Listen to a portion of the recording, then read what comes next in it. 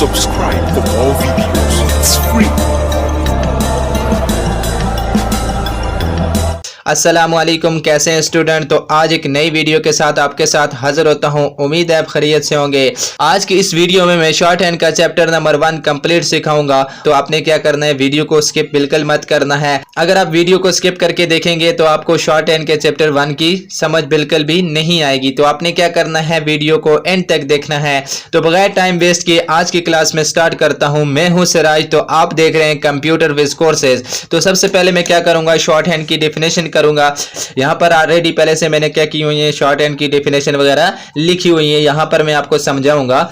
तो सबसे पहले मैं बात करूंगा कि what is short hand. Short hand क्या है। Short hand means sound hand writing. Sound कहते हैं आवाज को, राइटिंग कहते हैं लिखने को। आवाज के वजन पर लिखने का तरीका, आवाज के वजन पर लिखने के तरीके को क्या कहते हैं, शॉर्ट हैंड कहते हैं। यानी शॉर्ट हैंड में हमें जो आवाज आएगी हम वही लिखेंगे। जिस तरह मैं आपको एक एग्जांपल देता हूं। जिस तरह देखें हमारे पास वर्ड्स है पाकिस्तान।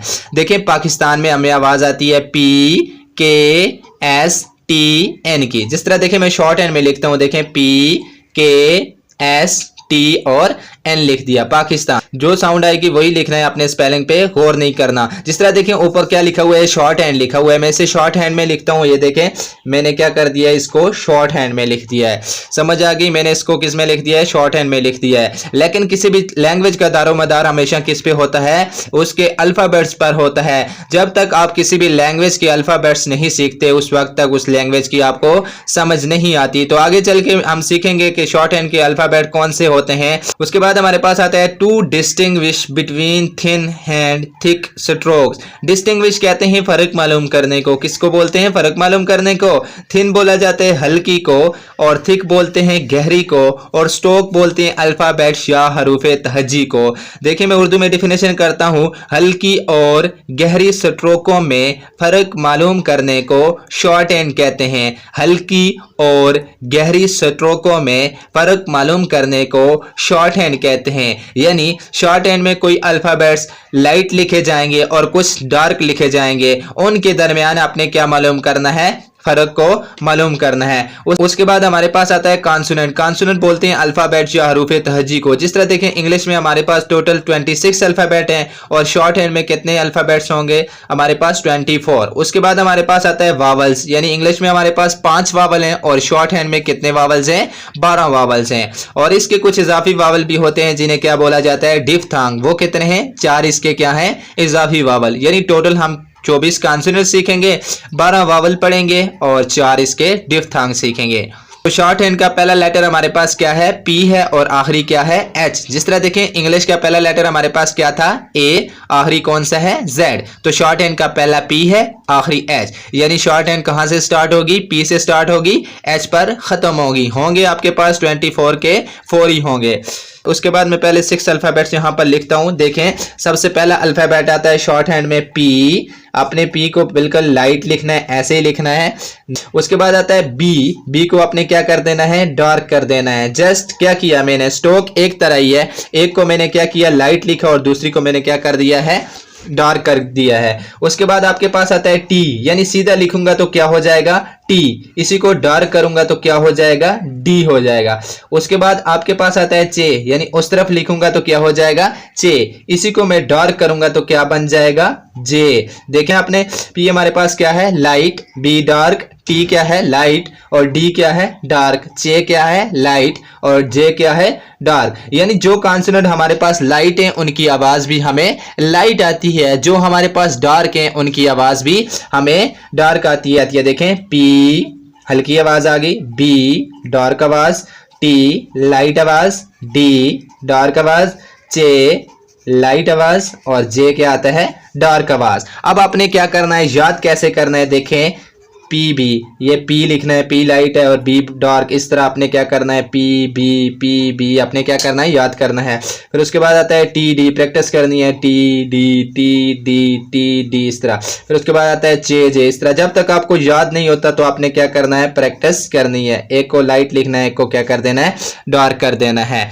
तो इसी तरह आप क्या कर सकते हैं, बुक पे भी देख सकते हैं। ये देखें बुक पे आपको यहाँ पर लिखी हुई है, स्ट्रोक्स आपको बताते हैं। देखें PB TD JJ। यहाँ पर आप क्या कर सकते हैं, हैं, बुक पर भी देख सकते हैं, यानी बुक से भी देख के आप क्या कर सकते हैं, प्रैक्टिस कर सकते हैं। उसके बाद हमारे पास आता है वावल्स, यानी वावल होता क्या है। सबसे पहले मैं इसकी डेफिनेशन करूंगा। वावल को अक्सर हम डॉट या डैश से जाहिर करते हैं। किससे जाहिर करते हैं? डॉट या डैश से। यह हमारे पास होता है डॉट और ये क्या होता है? डैश होता है। किससे जाहिर करते हैं? डॉट या डैश से जाहिर करते हैं। अगर वावल स्ट्रोक से पहले आए तो बाएं तरफ लिखेंगे और स्ट्रोक्स के बाद आए तो किस तरफ लिखेंगे? दाएं तरफ लिखेंगे। यानी अगर कॉन्सोनेंट या अल्फाबेट से पहले आ जाए तो किधर लिखेंगे? लेफ्ट साइड पे लिखेंगे और बाद में आ जाए तो किधर लिखेंगे? राइट साइड पे। जिस तरह देखिए मैं आपको एग्जांपल देता हूं। जिस तरह देखिए मेरे पास पी की स्ट्रोक्स है। अब पी से पहले वावल आता है तो किधर लिखा जाएगा? लेफ्ट साइड पे लिखा जाएगा और बाद में वावल आता है तो किधर लिखा जाता है? राइट साइड पे लिखा जाएगा। यानी पहले आएगा तो कोई भी कॉन्सोनेंट है, किसी भी कॉन्सोनेंट से पहले वावल आएगा तो लेफ्ट साइड पे लिखेंगे, तो बाद में आएगा तो किधर लिखा जाएगा? राइट साइड पे लिखा जाएगा। उसके बाद आगे आता है हमारे पास वावल के लिहाज से किसी भी स्ट्रोक्स को 3 हिस्सों में पढ़ सकते हैं, लिख सकते हैं और क्या कर सकते हैं? तकसीम कर सकते हैं। यानी 3 हिस्सों में हम पढ़ भी सकते हैं, लिख भी सकते हैं और क्या कर सकते हैं? तकसीम कर सकते हैं। इसका मतलब है हमारे पास शॉर्ट हैंड में 3 प्लेसेस होते हैं। देखें, फर्स्ट प्लेस, सेकंड प्लेस और थर्ड प्लेस। फर्स्ट प्लेस में हम क्या करते हैं? स्ट्रोक को लाइन से ऊपर लिखते हैं। ये देखें पी की स्ट्रोक है, पी को मैं क्या करूंगा? लाइन से ऊपर लिखूंगा, यानी above the line. First place में हम क्या करते हैं? स्ट्रोक को लाइन से ऊपर लिखते हैं, above the line. Second place में हम क्या करते हैं? स्ट्रोक को लाइन से टच करते हैं, ऑन द लाइन। क्या करते हैं? On the line. और थर्ड प्लेस में हम क्या करते हैं? स्ट्रोक को लाइन से क्रॉस करते हैं, यानी through the line. Third place में हम क्या करते हैं? स्ट्रोक को लाइन से क्रॉस करते हैं, थ्रू द लाइन। देखें, first place above the line, second place on the line, third place क्या करेंगे? Through the line. यानी पूरी शॉर्ट हैंड में कितने प्लेसेस होते हैं? 3 प्लेसेस होते हैं, फर्स्ट प्लेस, सेकंड प्लेस और थर्ड प्लेस। अगर आपको शॉर्ट हैंड में ये 3 प्लेसेस समझ आ गई तो आपके लिए शॉर्ट हैंड कोई मुश्किल नहीं है। आप देखें टोटल वावल हमारे पास कितने होते हैं? 12 वावल्स होते हैं। तो देखें 4 इस प्लेस के आ गए, 4 इस प्लेस के और 4 ही इस प्लेस के। टोटल हमारे पास कितने वावल्स हैं? 12 वावल। यानी 12 वावल को इसने क्या किया है? 3 हिस्सों में डिवाइड किया है। 4 फर्स्ट प्लेस के वावल हो गए, 4 ही सेकंड प्लेस के और 4 ही क्या हो गए? थर्ड प्लेस के वावल हो गए। सबसे बड़ा प्लेस हमारे पास कौन सा है? Second place. ज्यादा यूज होने वाला कौन सा प्लेस है? Second place. तो सबसे पहले हम क्या पढ़ते हैं? सेकंड प्लेस क्या होता है। सबसे पहले मैं इसकी डेफिनेशन बताता हूं। सेकंड प्लेस को लाइन पर लिखेंगे, यानी पहला काम क्या करना है? आपने लाइन पर लिखना है और वावल स्ट्रोक्स के दरमियान में डालेंगे। किधर डालेंगे? दरमियान में डालेंगे। तो सेकंड प्लेस का सबसे पहला वावल हमारे पास होता है लॉन्ग वावल ए को सेकंड प्लेस में गहरी डॉट से जाहिर करेंगे। Long A represent by heavy dot, यानी लॉन्ग वावल ए को हम किससे जाहिर करेंगे? गहरी डॉट से जाहिर करेंगे। अब यहां पर मैं आपको एग्जांपल देता हूं, आपको समझ आ जाएगी। अब देखें अभी तक हमने कितने कॉन्सोनेंट पढ़े हैं? 6 कॉन्सोनेंट पढ़े हैं। देखें पी, बी, टी, डी, जे। अब यहां पर मैं एग्जांपल देता हूं सेकंड प्लेस की। अब देखें हमारे पास वर्ड्स है एब।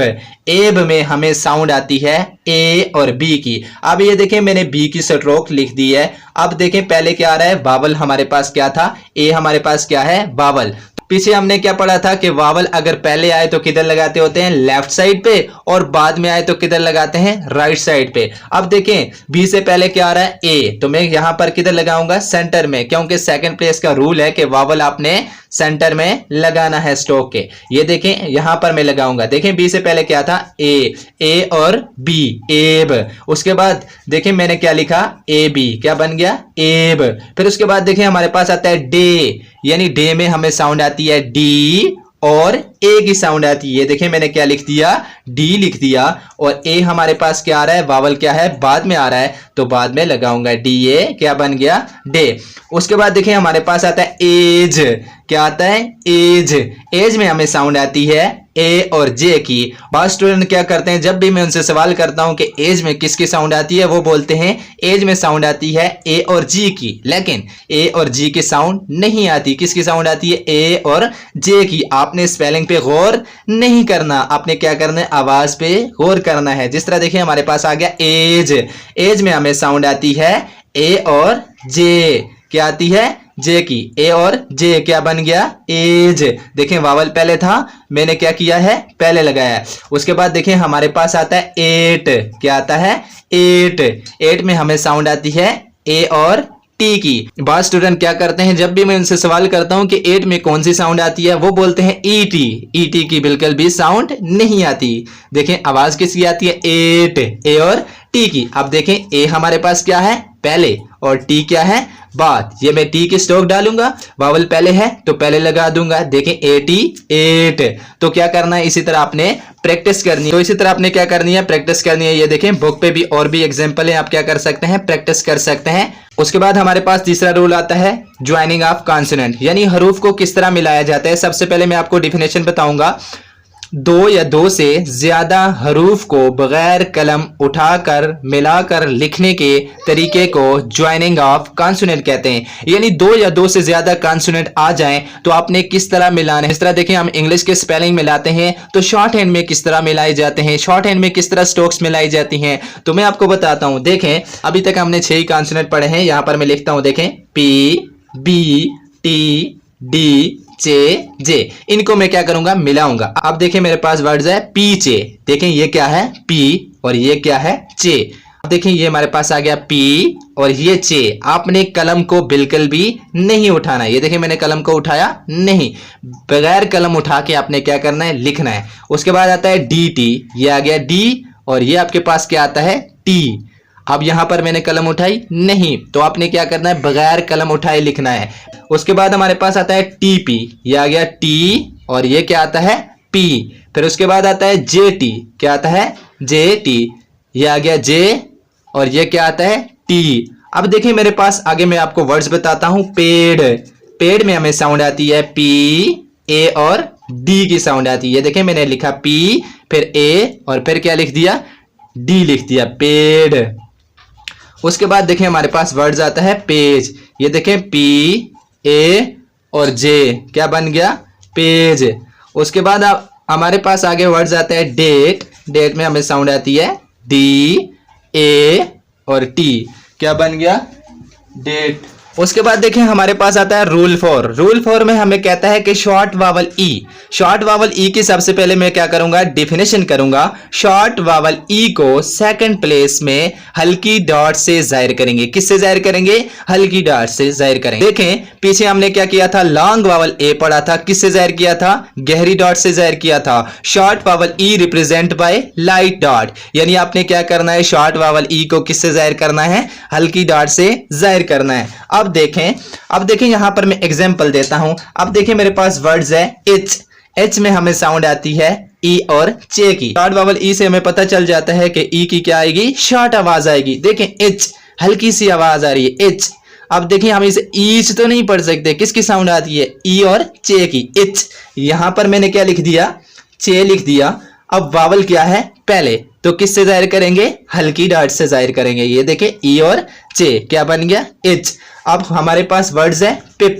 पिप में हमें साउंड आती है पी, ई, पी की साउंड आती है। ये देखें मैंने लिखा पी, ये पी, ई और फिर पी, पिप हो गया।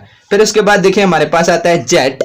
जेट में हमें साउंड आती है जे, ई और टी, क्या लिख दिया, जे ई टी, जेट। समझ आ गई है। फिर उसके बाद देखिए हमारे पास आता है डेट। डेट में हमें साउंड आती है डी, ई, टी। ये देखें डी हो गया, फिर ई, और फिर हमारे पास क्या आ गया, टी, क्या बन गया, डेट। आगे समझ।